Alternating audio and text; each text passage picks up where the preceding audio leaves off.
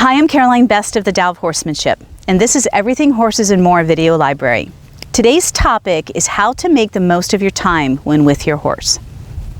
So many of us are so busy. I completely understand, and I'm one of them. And there's so much that we want to accomplish with our horses, even when we're following someone's training program or online course like I have. Many courses, and I have a specific training program called my Mastery Membership, which is my foundation training for horses, and basically my apprenticeship program for teaching you how to train your horse and work with your horse using my approach, my holistic approach. But in the end, we don't always have the time, and unless you're going to be a horse trainer or a professional rider or instructor, you just don't have, or you're independently wealthy, and this is your hobby, your passion, you don't have every day or 5 days a week to dedicate to the level of consistency and repetition that is needed to give your horse an excellent foundation. That's why many people send their horses off to training. I understand that. But what if I were to tell you that you can make a huge difference with your horse, even if it's only once a week or 3 times a week, and in 15 give you the secrets to that success, to achieving that level of success. It's really quite simple. Number 1, consistency. Number 2, repetition. Number 3, and the most important, relationship. Where is your relationship with your horse, and how does it show up? What is relationship? It's not just spending time, because we don't have a lot of time right now. It's how you spend your time, the things that you incorporate or include in that 15 minutes.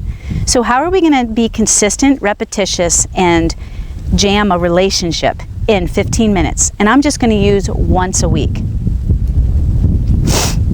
How can you make that time so special and so rewarding for the both of you?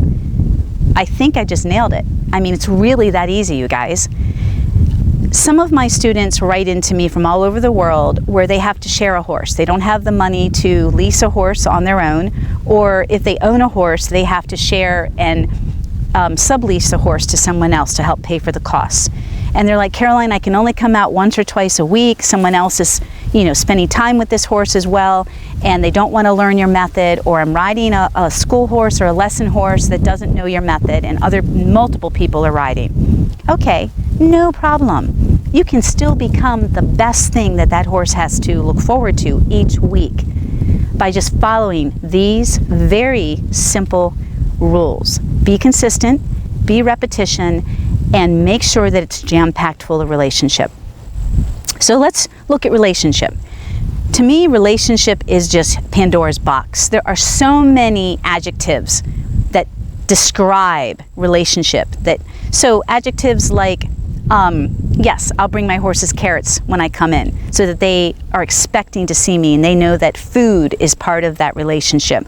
And it's part of that reward of the relationship, not reward of doing what I want or asking what I want. I don't give my horse treats when they do what I ask. I give them the reward of me. And so the reward of me is, not to confuse you, is my horses get apples and carrots all the time whenever I see them, but they just never get it when we're specifically working on something.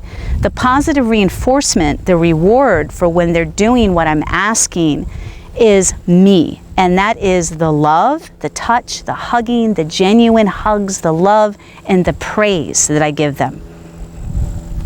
So when you're talking about relationship and you've only got 15 minutes, you go, hi boo-boo, I'm here at the barn, and you're out in the pasture, and yes, I have 2 big carrots for you. There's my cue. Come, that's my whistle. That's a cue. You might have to go to your horse using that cue and all of that wonderful talk and beautiful energy and the carrots to teach them that every time they hear you or see you out in the pasture, it means to come to you. That just saved you 10 minutes of going to get them. But you're going to have to teach them. You're going to have to educate them and make that consistent and repetitious every time you come out. So here, oh my gosh, my horse is out in the pasture. It's 5:30 in the morning. I'm going to get to the barn first and bring my horse in and spend time before I go to work. Or it's 5:30 in the evening. My horse is still out in the pasture. I'm going to bring them in and spend time with them before they get fed and before I go home. However you look at it, set up a structure so that every time, if it's just once a week, you do the same things the same way. And now you understand what I mean by reward. So it's not just a reward with a treat when you want to bring your horse in or have them start running to you from out in the pasture. It's harder when the grass is tall and in the warmer months, but during the winter, that's a no-brainer. It's so easy to get your horses. Shake some treats in a can, shake some grain, create the cue. Before you know it, always add a whistle or a hey boy, whatever that cue is. And then when you get them, oh, thank you, thank you, thank you. I love you, I love you, I love you. Hugs, hugs, hugs, hugs. Right? Hi, Riley. So they get their carrot, they get their treat when they come to you. It's over with. No more treats. And if they keep looking for the treat, you will consistently, repetitiously back them up and reinforce no. And I teach all about this in my Mastery Membership program, how to handle this. So your horse came to you, now you've got 15 minutes to take them in, groom them up, and put them in their stall. So pick an exercise like my leading for respect, where you teach the horse to respectfully stay behind you. You have to earn that first before they can be beside you with respect. Pick that exercise, and there's your consistency and your repetition and your relationship all rolled up into one exercise. And just because you're teaching your horse or training your horse doesn't mean you can't involve and nurture the relationship. Lots of positive reinforcement is how you nurture the relationship now. Not with treats. You are the sweet spot. Make your horse feel really good during the learning, not just at the end. It's not always at the end. Make the learning positive. That's going to add to the relationship and add to your horse's experience coming to you and leaving their food, their friends. Oh my gosh, every time I'm with my person, learning is fun. Learning might be challenging, but learning is fun. It's what you make of it. It's the quality of time that you give. It's your approach to it. So here's your 15 minutes to be consistent, repetitious, even if you've got to come on strong once in a while with your horse to correct them. Don't forget about good boy, good girl, I love you, thank you. Oh my gosh, it's so great to be with you. So it's kind of like turning your mindset and your attitude around a little bit too about working with your horse.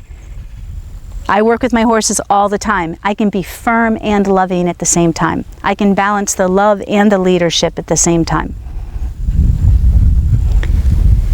So I hope that makes sense. If you have any questions about that, I'm not going to be doing a demonstration specifically on consistency, repetition, and relationship. I will go get Lovey and I'll show you my leading and what it would look like, but you can pick and choose the exercise. You can pick and choose how you structure that time together. But make sure that you include consistency, that you show up the same way, you do things the same way. Make sure that you're repetitious so it becomes an ingrained pattern and behavior and way of being. Make sure that the relationship is always there. And allow room for choices and listening to your horse and allowing your horse to express themselves and tell you how they feel about what's going on during this process. So I'm going to go demonstrate with Lovey, and we'll see how successful this is because she's got some grass. I'm going to demonstrate how to make the most of your time with your horse when you only have 15 minutes. And I'm going to use the example I was talking about. Even though we're in the same area, just pretend that I've showed up to the barn and she's right on the other side of the fence. And I'm going to ask her to come to me, but we haven't practiced this we practice this all the time, but we're much closer.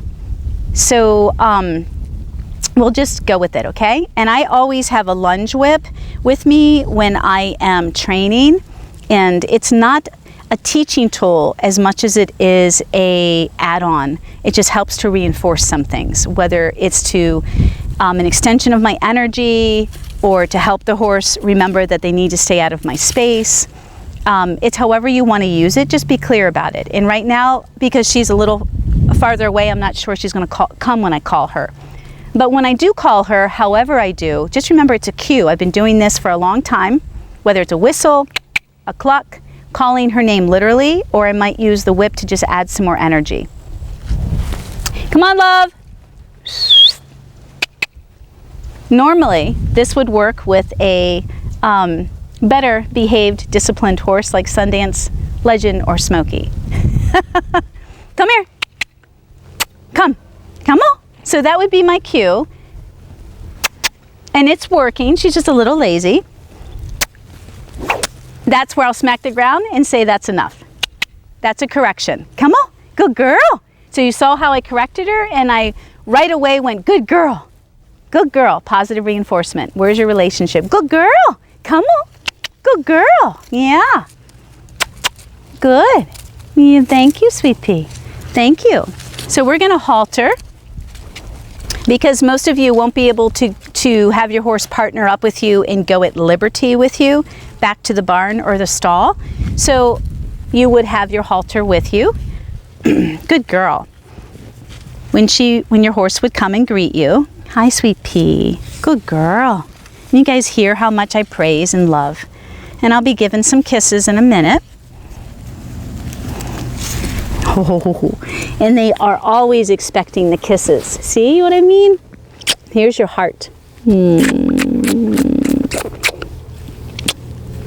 love you. I love you. So in my leading exercise, we teach the horses first to back away from us, because we're reinforcing space when we teach a horse to lead respectfully behind us, which is about 3 feet behind us. And that's what I do in the beginning with each horse, to make sure that they not only respect my space, they stay connected, they're paying attention to me. And I've worked with so many behaviorally challenged horses that were very dangerous, from large draft horses to ex-race horses to just horses that were crazy. And the last thing you wanted was one of those horses on top of you. They just run you over. And I've never been run over. So it's really important that they pay attention to you. And you can bite my belt, think about you, and respect you. So I'm going to teach her. So this is all in my Mastery Membership program. If you want to learn how to rhythmically drive your horse back. Good girl. So it's about 3 feet, and her job is to respect my space. The problem is Lovey never has to walk like this anymore. You know, she's graduated, like I said, to where she can walk at liberty next to me in a companion or partner walk. So it's really hard. She's going to keep creeping up because she's like, wait a minute, I'm always with you. Because she's earned that. I trust her and she listens. She's with me all the time. She doesn't just leave me and run off. So in the beginning, you have to reinforce it. Get a little stronger. Good girl. Good. And now she has to walk behind me, and I can feel the rope.